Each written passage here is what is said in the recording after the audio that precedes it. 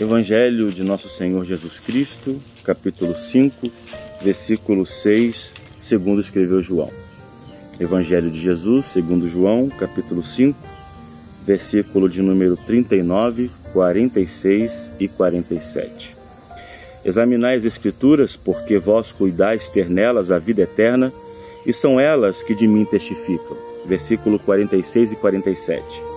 Porque se vós cresceis em Moisés, creríeis em mim, porque de mim escreveu ele.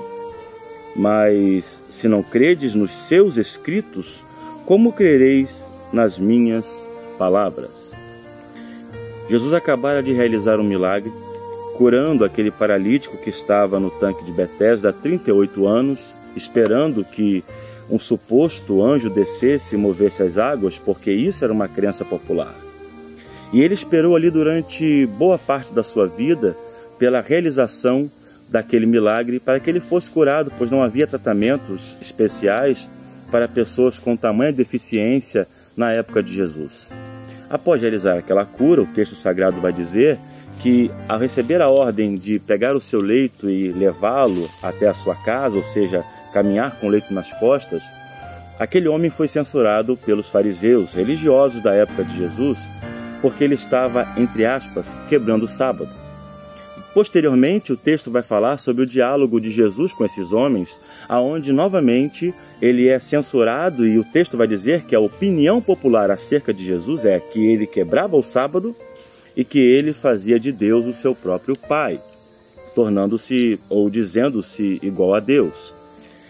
Esse texto elucida muito bem a questão da observação religiosa superficial dos mandamentos de Deus. Em primeiro lugar, que Jesus nunca quebrou o sábado, nem quebrou nenhum mandamento direto de Deus, escrito no Antigo Testamento, pelo fato de realizar algumas obras. Até porque a ideia da guarda do sábado era a ideia de se guardar para louvor e glória de Deus.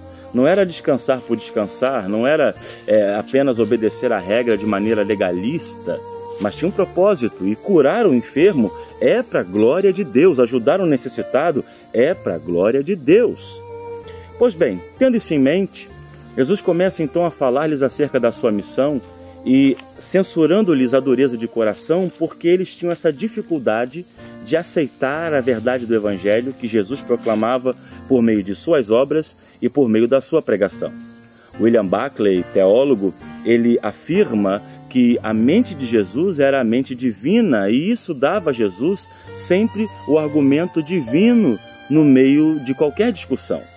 Por isso que quando ainda adolescente, Jesus deixou os estudiosos de sua época, os grandes pensadores de sua época, numa conversa comum no templo, abismados por causa de sua capacidade cognitiva. Era o próprio Deus falando ao coração daqueles que estavam ouvindo. Até porque nós sabemos e cremos que Jesus é 100% homem e 100% Deus. Isso é um mistério da Santíssima Trindade.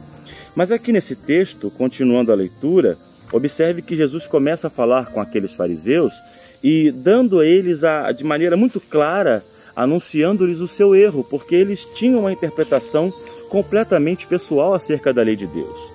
E aí o texto vai dizer: examinais as Escrituras. Exetazo no grego. Exetazo no grego é a palavra examinar.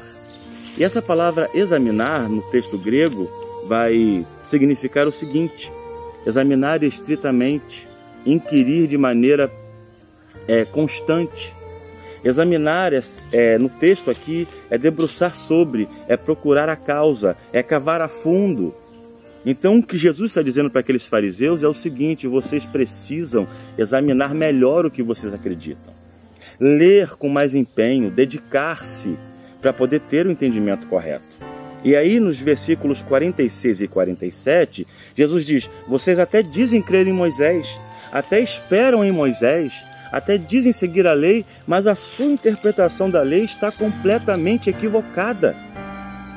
E aí, isso nos leva a pensar na seguinte lição: como tem sido o exame de muitos religiosos acerca dos mandamentos de Deus, acerca da lei de Deus, acerca do relacionamento do homem com Deus. O que mais nós vemos são pessoas que dizem guardar os mandamentos, mas estão apenas repetindo ritos religiosos. Estão apenas repetindo parâmetros morais religiosos sem nenhuma fundamentação bíblica. Qual é a base da sua religião? Qual é a base da sua crença? No romanismo, no catolicismo romano, a base da crença é a tradição, a dogmática católica romana e depois as escrituras. A tradição vem antes das escrituras, segundo o ensino da Igreja Católica Romana.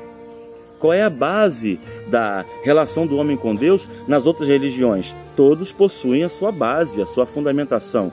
Para o protestantismo cristão evangélico, a base é a Escritura.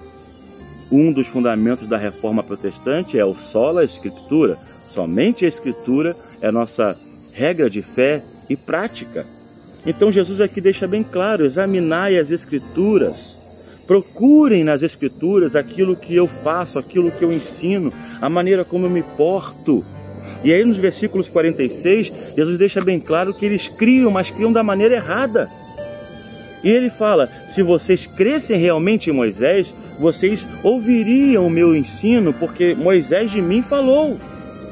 Nós não temos outro recurso para conhecermos a Jesus, o Evangelho e a verdade, a não ser as Escrituras Sagradas, porque fora isso, o que resta-nos é apenas os conceitos subjetivos acerca de Deus.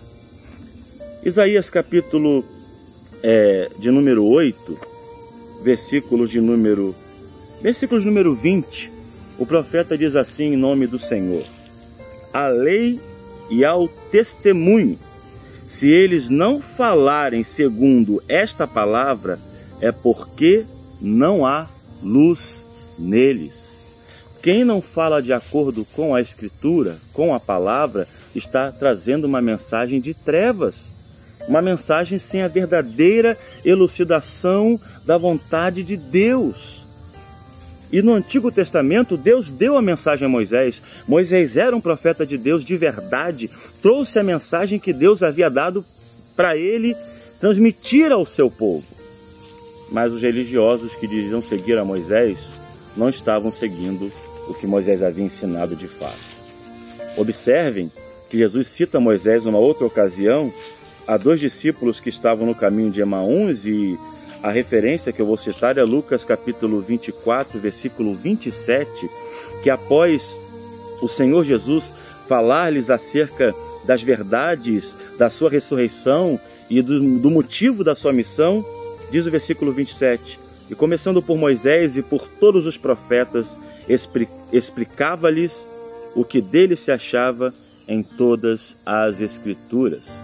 Daí a importância de examinarmos as Escrituras, daí a importância de investigarmos de maneira perseverante a vontade de Deus expressa nas Escrituras, não aquilo que os homens têm a dizer sobre Deus, não aquilo que a própria instituição tem a dizer acerca de Deus, deixando bem claro que eu acredito na igreja visível, eu acredito que devemos estar em comunhão, frequentarmos um templo, ouvirmos a pregação, tudo nisso, receber os sacramentos, o batismo e a ceia, tudo isso eu defendo de maneira muito contundente.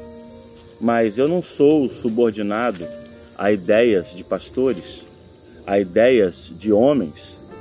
Eu sou subordinado à Escritura Sagrada.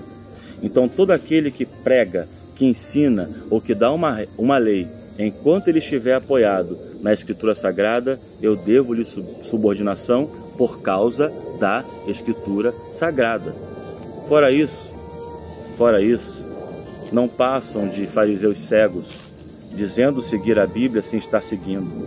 Como quando eu era adolescente na igreja, eu me lembro numa ocasião em que um pastor, analfabeto, coitado, era um homem simples, mas muito legalista, pregou uma vez na igreja dizendo que a Bíblia proibia que as mulheres usassem brincos, cordões e pulseiras por causa de uma profecia lá de Isaías, que dizia: naquele dia lhe será tirado as argolas das orelhas, os pendentes do nariz e assim por diante. Era uma profecia que falava do cativeiro babilônico e que o povo de Israel perderia a sua riqueza por causa do cativeiro. Mas ele interpretava que era um dia que Deus iria tirar as joias das mulheres. E aí ele pregou isso como doutrina durante a sua vida toda. Portanto, examinar as Escrituras nos faz deixar o farisaísmo e não aceitar que interpretem Moisés da maneira errada. A questão é, como estamos interpretando Moisés, como estamos interpretando a lei e quem é o Cristo da glória de Deus, profetizado no Antigo Testamento, manifestado em carne em seu tempo e ressurreto, vivo e presente em nós pelo Espírito Santo. Quem é Ele para nós? Quem é Ele para mim?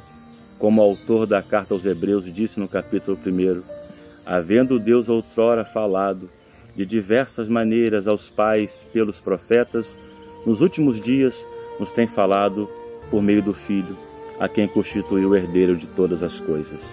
Portanto, Jesus é aquele que de fato trouxe o que é a revelação da Escritura. Sigamos a Jesus, que foi profetizado por Moisés, examinando aquilo que Moisés disse, tendo Cristo como chave hermenêutica e utilizando o método histórico-gramatical para entendermos o real sentido da palavra de Deus.